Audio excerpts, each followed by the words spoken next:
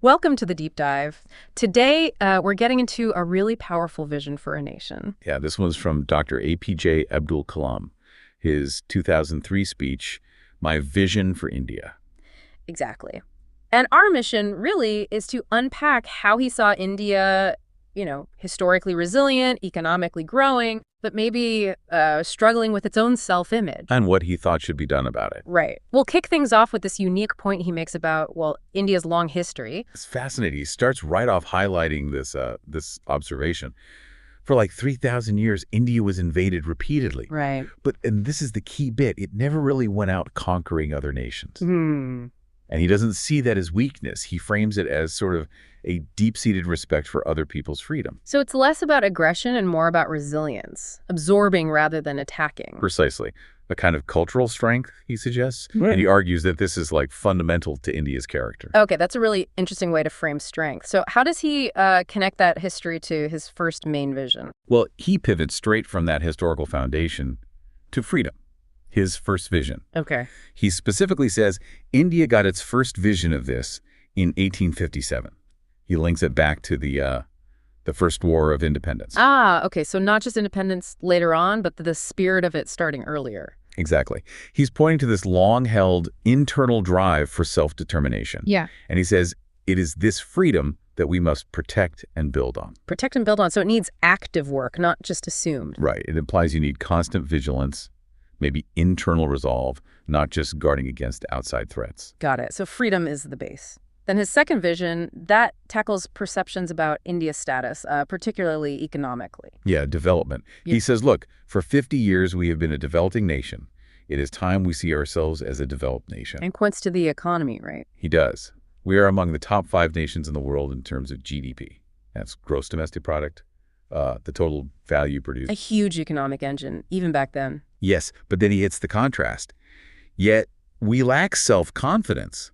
We must believe that we can do it. That's quite a statement. You have the economic numbers, but not the belief.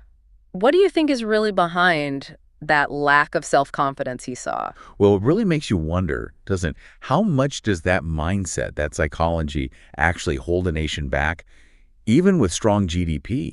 When he said top 5 GDP, India was booming in areas like IT, space, pharma. Yeah, I remember that period. So he's pointing out what almost feels like, I don't know, a national imposter syndrome. Like you have the achievements, but you still feel you haven't quite earned your place. Maybe shaking off old mindsets, like a colonial hangover. Could be part of it, yeah. Recognizing your own strengths instead of relying on external validation or focusing on perceived weaknesses. And that ties directly into vision number 3, which is all about that confidence on the world stage. Absolutely. His third vision, India must stand up to the world. Pretty direct. Very. He follows it up with, unless India stands up to the world, no one will respect us. Only strength respects strength. Now, is he talking military strength here or something else? It's more nuanced, I think. It's not necessarily about being aggressive. It's about assertive confidence based on real capability. Right. Remember, by 2003, India had shown its nuclear capabilities. Kalam, being a key scientist in that, understood the geopolitical reality. So respect isn't given, it's earned through showing your strength and self-belief. Exactly. Being an equal player. Yeah. Taken seriously, not sort of waiting for permission. And then he brings it home, turning that critical lens inward, especially towards the media. He asks, why is the media here so negative? Yeah, that's a pointed question. He goes on, why are we so embarrassed to recognize our own strengths, our achievements? We are a great nation. We have so many amazing success stories, but we refuse to acknowledge them. It's a direct challenge, isn't it, to the internal narrative? So you see how they all link up. Freedom, rooted in history. Development, recognizing existing economic power but needing self-belief. And then standing up, demanding respect based on that strength and confidence.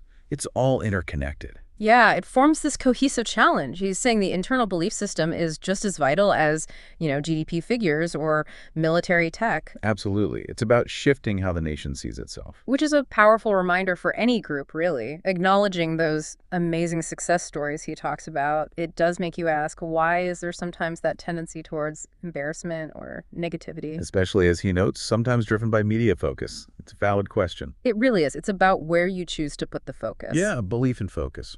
And that leads us perfectly to our final thought for you today. Thinking about Dr. Kalam's call to overcome self-doubt, to really own your strengths. How could you maybe apply that challenge, maybe in your own life, your aspirations, or even in the communities you're part of?